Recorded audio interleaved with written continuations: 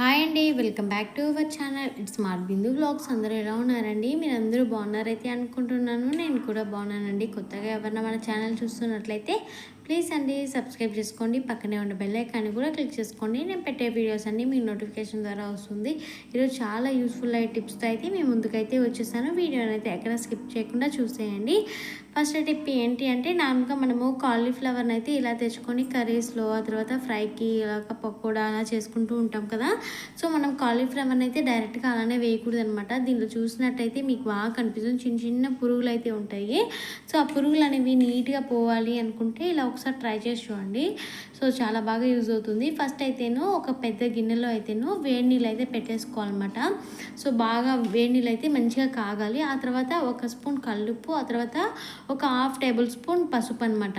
ఈ రెండు వేసేసిన తర్వాత ఆ వాటర్ అనేది మంచిగా బాయిల్డ్ అవ్వాలన్నమాట. సో మంచిగా బాయిల్డ్ అయినాక ఇలా కాలీఫ్లవర్ అయితే ఉంటాయి కదా, సో దీన్ని అయితేను ఇలా వేసేసుకునేసి ఒక 10 మినిట్స్ అలానే పక్కన పెట్టేసుకున్నాం అనుకోండి.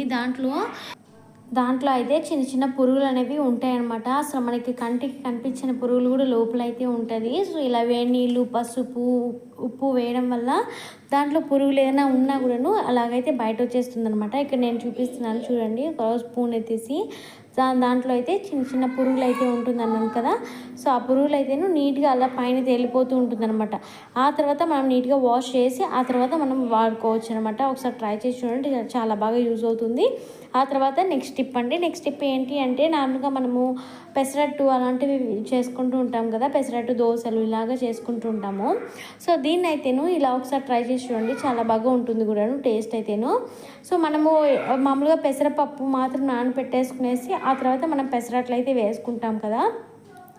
సో ఈసారి ఇలా ఒకసారి ట్రై చేసి చూడండి. ఈ పెసరట్లు కూడా చాలా బాగుంటుంది అనమాట.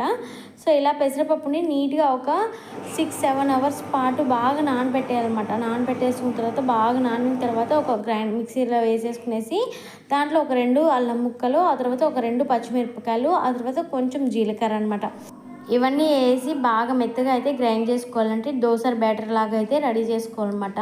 ఆ తర్వాత మన ఇంట్లో అయితేను ఇలాగా పిండి అయితే ఉంటుంది కదా, అసలు మనం దోశలకి ఇడ్లీలకి వాడుకుంటాం కదా, ఆ పిండితో పాటు మనం ఇలా పెసరట్టు పిండి అయితే ఉంటుంది కదా, ఆ రెండింటిని మిక్స్ చేసుకునేసి మనము పెసరట్లు దోశలు అయితే వేసుకున్నాం అనుకోండి, చాలా టేస్టీగా ఉంటుంది, చాలా బాగుంటుంది కూడాను, టేస్ట్ కూడాను. దాంట్లో అయితేను కొంచెం అంత సాల్ట్, ఆ తర్వాత బేకింగ్ సోడా కొంచెం వేసేసుకునేసి దోశలు వేసుకున్నాం అనుకో చాలా బాగుంటుంది టేస్ట్ కూడాను. ఆ తర్వాత అయితే నెక్స్ట్ టిప్ ఏంటి అంటే, నార్మల్గా మనము క్యాబేజ్ వేసుకునేసి కర్రీస్ అలాంటివి చేసుకుంటూ ఉంటాము. క్యాబేజ్ కర్రీ లేకపోతే క్యాబేజ్ ఫ్రై ఇలాగా చేసుకునేటప్పుడు క్యాబేజ్ అయితే కొంచెం అంత స్మెల్ అనేది వస్తూ ఉంటుంది అనమాట. ఒక్కొక్కరికి ఆ క్యాబేజ్ స్మెల్ అనేది నచ్చకుండా ఉంటుంది. సో ఆ స్మెల్ అనేది అస్సలు రాకుండా ఉండాలనుకుంటే ఇలా ఒకసారి ట్రై చేసి చూడండి. ఒక చిన్న అల్లం ముక్కను అయితేను నీట్గా కడిగేసుకోవాలన్నమాట. కడిగేసుకున్న తర్వాత ఇక రోల్ అయితే వేసుకునేసి కొంచెం దంచేసుకునేసి ఆ తర్వాత మనము ఇలాగా క్యాబేజ్ కర్రీస్లో ఉంటాయి కదా దాంట్లో వేసేసుకున్నాం అనుకోండి, అసలు మనకి ఆ క్యాబేజ్ తిన్న స్మెల్ రాదు, అసలు టేస్ట్ కూడా చాలా బాగుంటుంది. ట్రై చేసి చూడండి. నెక్స్ట్ టిప్ ఏంటి అంటే, నార్మల్గా మనము కంఫర్ట్ బాటిల్ అంతా కూడా తెచ్చుకొని మనం అవసరం లేదని పడేస్తూ ఉంటాం కదా, సో దీన్ని కూడా మంచిగా అయితే రీయూజ్ చేసుకోవచ్చండి. సో ఇలా కంఫర్ట్ బాటిల్ మూతలు అయితే ఉంటాయి కదా, సో ఇదైతే మంచి స్ట్రాంగ్గా అయితే ఉంటుంది. సో మనకి ఇది చాలా బాగా యూజ్ అవుతుందండి. సో ఈ మూతలు అయితేను దీన్ని ఎలా యూజ్ చేస్తానో చూసేయండి. సో ఫస్ట్ అయితేను మనము గ్యాస్ మీదైనా పెట్టి కాల్ చేసుకోవచ్చు, లేదనుకుంటే ఇలాగా ప్రమేదలో అయితేను కొంచెం అంత నూనె వేసుకొని మనం కాల్చుకున్నాం అనుకోండి, చాలా ఈజీగా ఉంటుంది. సో ఇక్కడ ఒక కంబీని అయితే తీసేసుకునేసి ఇక్కడ కంఫర్ట్ బాటిల్ మూతలో అయితేను పైన ఇలా కొంచెం అంతా హోల్స్ అయితే వేసేసుకుంటున్నాను అనమాట. సో మరీ పెద్ద హోల్స్ కాకుండా మరీ చిన్న హోల్స్ కాదు, మీడియంగా ఒక హోల్స్ అనేది ఇక్కడ వీడియోలో చూపిస్తున్న విధంగా అయితేను హోల్స్ అయితే వేసేసుకునేయండి. దాంట్లోపల దారం వెళ్ళే అంత హోల్స్ ఉంటే సరిపోతుంది, మరీ పెద్ద హోల్స్ అయితే అవసరం లేదు.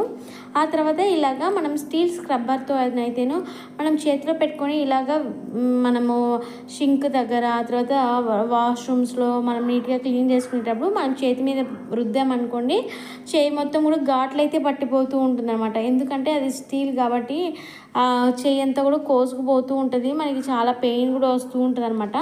సో అలా కాకుండా ఇలా ఒకసారి ట్రై చేసి చూడండి, చాలా బాగా యూజ్ అవుతుంది.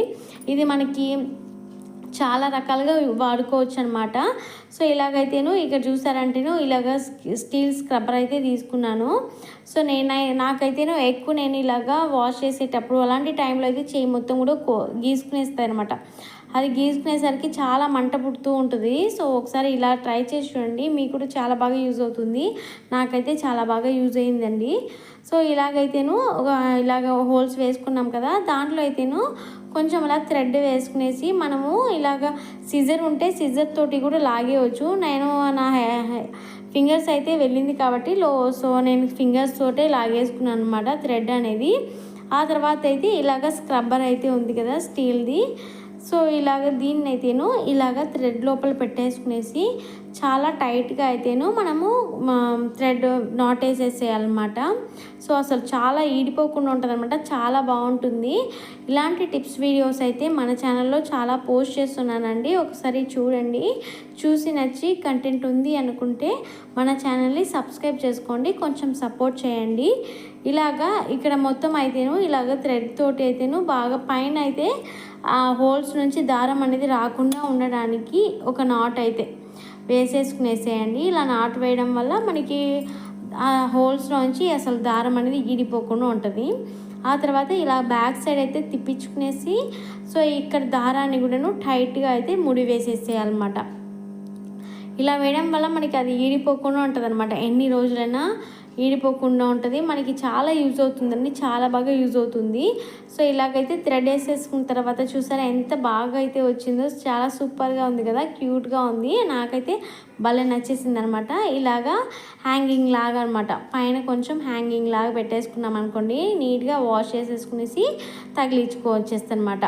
సో ఇక్కడ చాలా బాగా యూజ్ అవుతుందండి. తర్వాత మనము వెసల్స్ అవన్నీ వాష్ చేసుకోవడానికి కూడా చాలా బాగా యూజ్ అయింది. సో ఇక నేనైతే ప్లేట్లు నీట్గా క్లీన్ చేసి చూపిస్తాను. మనము చేతిలో పెట్టుకొని వాష్ చేస్తామనుకోండి ఇలా గీసుకునిస్తుంది. సో అది కొంచెం చాలా మంట పుడుతూ ఉంటుంది అనమాట. వీటితోనైతేను ఇలాగా మనము ప్లేట్లు ఇలాంటివి కూడా నీట్గా అయితే క్లీన్ చేసుకోవచ్చు అనమాట. మనము ఇలా పాల గిన్నెలు ఇలాంటివి అయితే స్టీల్ స్క్రబ్బర్తోనే మనం క్లీన్ చేసుకుంటూ ఉంటాం కదా, అలాంటప్పుడు చాలా ఈజీగా ఉంటుంది. మనకి చేతికి కూడా అసలు గీసుకోకుండా ఉంటుంది అనమాట. ఇలా ప్లేట్లు క్లీన్ చేసుకోవచ్చు. ఆ తర్వాత ఇలాగ సింక్ అయితే ఉంటాయి కదా, దీన్ని అయితేను ఇలా స్టీల్ స్క్రబ్బర్తో క్లీన్ చేస్తేనే అసలు చాలా షైనీగా మంచిగా అయితే మెరుస్తూ ఉంటుంది అనమాట. నార్మల్గా స్పాంజ్ స్క్రబ్బర్తో మనం క్లీన్ చేసామనుకోండి, దాంట్లో ఎలాంటి ఇది పోదనమాట, కొంచెం అది కొంచెం జిగురుగా అయితే ఉంటుంది. సో ఇలా స్టీల్తో క్లీన్ చేసామనుకోండి చాలా బాగుంటుంది అనమాట. ఒకసారి ట్రై చేసి ఉండి ఆ తర్వాత వాష్రూమ్స్లో అన్నిట్లో కూడా చాలా బాగా యూజ్ అవుతుంది.